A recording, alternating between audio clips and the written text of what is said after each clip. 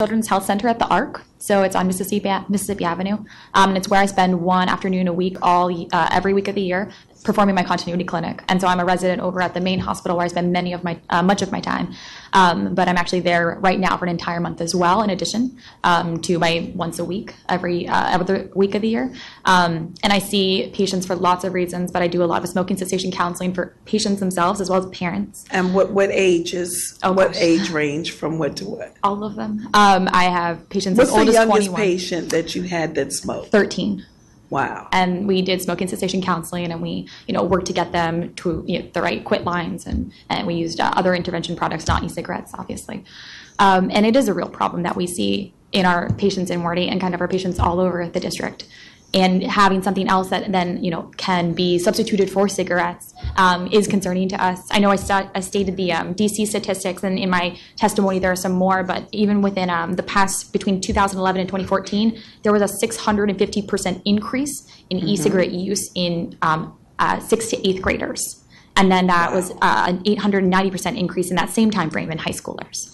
So the absolute numbers, again, are increasing, and it's a little concerning. Now, I know that, cigarettes, all tobacco products and the e-cigs, they're fairly expensive, I would think. So I'm shocked that so many young people have access to these devices. Yeah, go ahead. I was just going to say, part of it is access them within the home. So it's the parents who have access to these particular things, and they can get them from them, whether it's cigarettes or electronic cigarettes or other devices like that. And then, again, some children are able to access them by buying them themselves. A lot of these things are marketed towards children. They're candy flavored, they're colorful, they're the ads. And I know you had asked about that earlier. 18 million children were exposed to ads related to e-cigarettes in 2014, and this was through mediums such as magazines, TV, radio, and internet.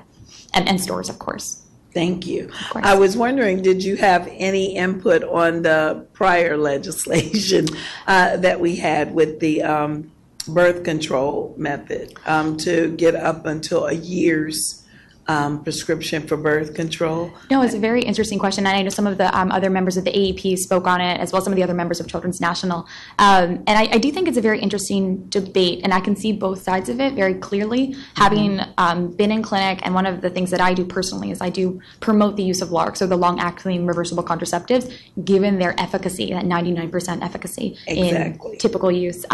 But that being said, I do also have a lot of patients who have difficulty accessing them, maybe are a little bit shy to do those, and also maybe perhaps do want to start birth control without the knowledge of their parents.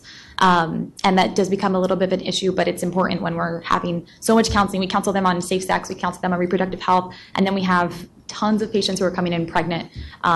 Even to our clinics, I work in a couple different clinics, including one of our HIV clinics, and our patients there who are perinatally acquired HIV patients are coming in pregnant. In all of these places, we want to help them get birth control for sure. Right, and that was a concern too with young people, especially if they go to a pharmacy, after they've engaged in sexual activity, what's going to safeguard them from maybe being pregnant and taking the birth control pills? It's a great question, and I do, I'm not very familiar with the legislation. I'll look at it later after today's meeting. And what I do know is that certain forms of birth control, so the progestin-only methods, are safe during pregnancy. Obviously, you do not continue them, but you do want to know if someone is pregnant. So we test patients when they initiate on them, and if they've had unprotected sex after their initiation as well. So there wouldn't be any harm taking birth control if you're pregnant? Not the oral combined contraceptive. So the estrogen-progestin combinations can have effects. Okay. Just the progestin only, which is rarely used as it's the oral one, the mini pill, is rarely used in children.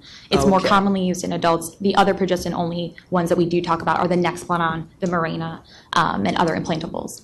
Okay. Thank you all for your testimony. I'm glad you all are in support of the bill. I don't know if you want to stay tuned for the next panel, because I can assure you that this may be a different perspective.